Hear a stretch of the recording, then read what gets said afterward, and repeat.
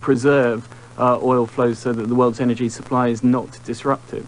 Impact right across the system. Mark Ashurst, thank you very much for joining us on our BBC World News Special. We'll also here with us is Tony Travers. He's an expert on cities, and one of his main specialities is the city of New York.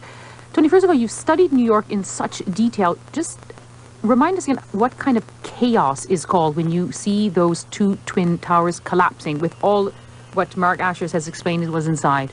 I mean, these are vast, vast structures by world standards. They are huge buildings standing side by side. They are hugely symbolic as well. And their collapse will have devastated the downtown area of Manhattan, which is where the financial center is. It's an area more like European cities. It's not the long, wide avenues and cross streets that we're used to in Manhattan. Down that part of the city, it's narrow streets rather like any town in Europe. And that will, of course, terrible, terrible trouble. It will be very difficult to access these piles of rubble to dig people out.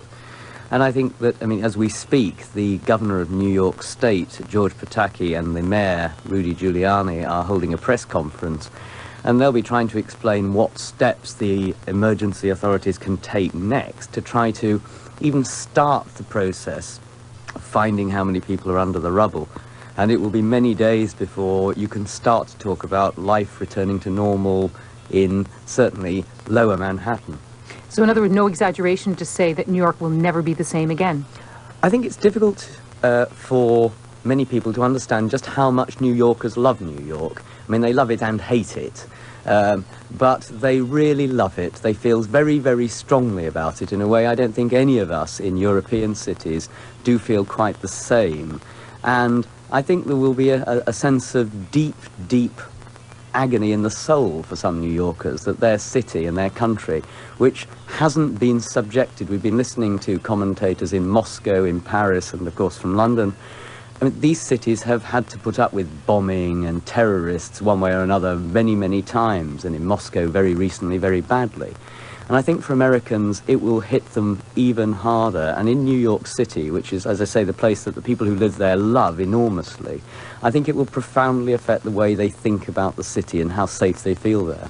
Big Apple losing some of its shine. Tony Travers, expert on cities, thank you for joining us on our BBC World Service special. So the financial nerve center of New York has been devastated. Let's go to Washington now to see what the impact is there. We're joined from the roof of the Chamber of Commerce by our correspondent, Johnny Diamond. Johnny, what's the mood now there? This city is, from where I'm standing, paralyzed, empty, call it what you will. I'm overlooking one of the most famous views in the world, the front porch, if you will, of the White House. The only thing that is moving there is the fountain. It's deceptive. A beautiful summer's day here, completely deserted. The streets leading down to the administrative center, the heart of the nation's capital, blocked off by police. Eerily calm, that calm only sort of punctured by the sound of sirens as emergency vehicles career the wrong way up one-way streets. It is an absolutely bizarre sight. To my right, I can see smoke still coming out of the Pentagon. That fire has been raging now, I suppose, for about 4.5 hours. Nothing at the White House, where it should be thick with tourists. There are just a few vehicles, the emergency services and the security forces on high alert throughout Washington now. And any exact sense yet of what was lost? What was the extent of the damage at the Pentagon? No, absolutely starved of any hard news. Unsurprisingly, perhaps, the administration and security officials' priority is not providing the news media with information. We don't know. We can only speculate. The plane either went into the side of the building, this jetliner went into the side of the building, or landed very, very close to it. A huge orange fireball was reported by one eyewitness. The building itself, the largest office building in the world, can hold 24,000 people. And this went in working hours, coming an hour and a half after it did, after the World Trade Center attack. So the place was probably full with office workers. Injuries, deaths can only be speculated at. It's an extremely grim day for Washington, an extremely grim day for the whole of America. And indeed, President George W. Bush said this is an act to test the nation's resolve. The country is on a war footing. What will that mean for security around places like the White House, which, as you say, normally tourists mill around it? They feel it's their own house.